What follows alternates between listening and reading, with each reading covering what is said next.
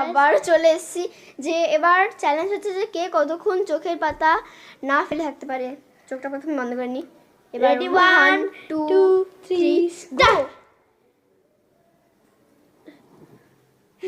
আমি কিন্তু না এটা হবে না, আবার চোখের পাতা ফেলে দিয়েছি কারণ তো আবার এইবারে আমি জিতে গেছি। তো যে প্রাইসটা আমি এখন নিয়ে আসছি যে এইটা, তো এটা এইটা মানে প্রাইজ জিতলাম। এটা কি বলো দেখি? কমলা লেবু। কমেন্টে জানিও এটা কে কি করেছে। ভাগ্যিস আমি হেরে গেছি, আমি ইচ্ছা করে হেরেছি যাতে ওকে খেতে হয় পুরোটা।